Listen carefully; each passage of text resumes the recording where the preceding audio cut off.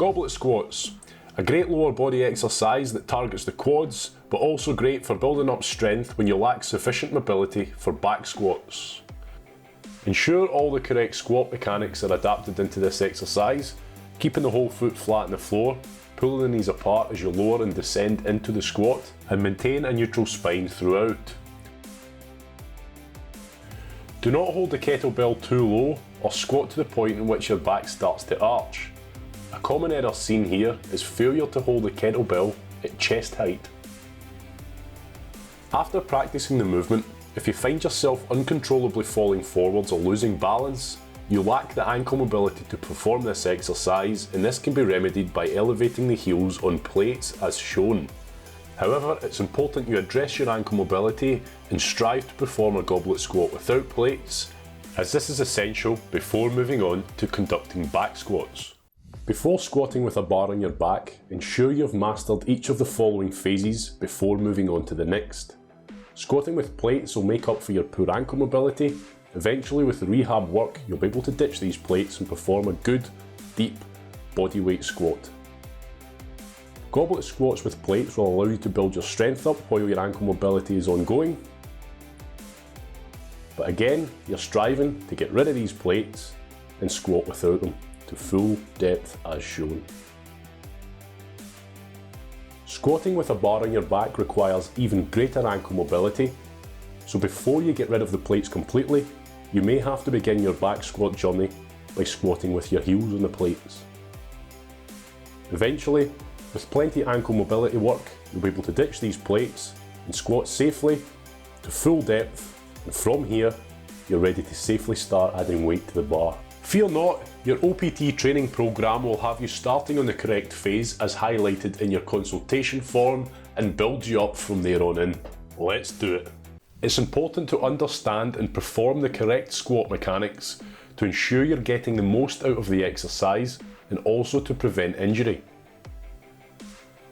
If your squat does not look like this, you're not able to hit depth and maintain good form throughout a good range of movement, and you've practiced the movement repeatedly to ensure it's not just a lack of experience, then you suffer from bad mobility.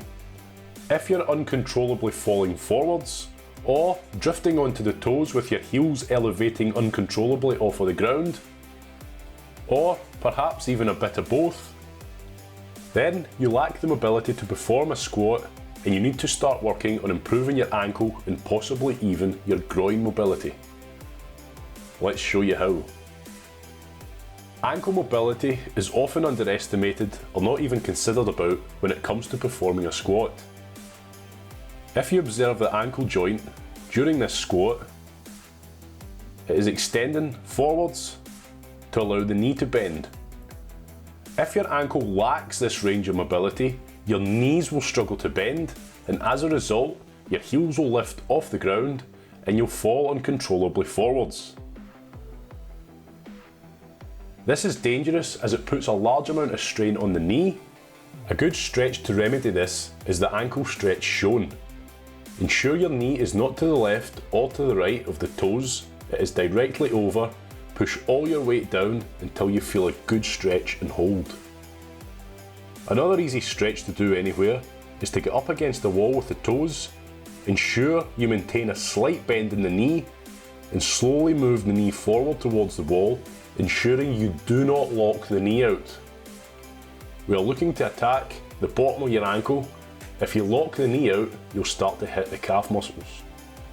If you suffer from bad ankle mobility, an easy hack is to squat by putting your heels elevated on small plates. This will help you improve your squat and work on teaching yourself the squat, while also working on your ankle mobility alongside this. This is not a long-term solution. You are still striving to be able to squat to full depth without plates before you move on to further exercises. Groin mobility is also important throughout a squat and should be something that is consistently developed throughout your training. Squat down, push the elbows into the knees and ensure that you keep the heels flat on the floor. You must maintain a nice neutral spine and constant pressure on the knees. If you struggle to perform that movement, a similar movement can be done on the ground.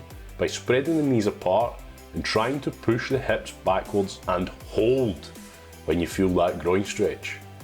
Take it as far as you can and hold it as far as you can, and you should feel it deep in the groin. Keep working on your mobility alongside your squat practice, and before you know it, you'll be able to perform a bodyweight squat to depth, and then, and only then, are you ready to begin adding weight to this movement.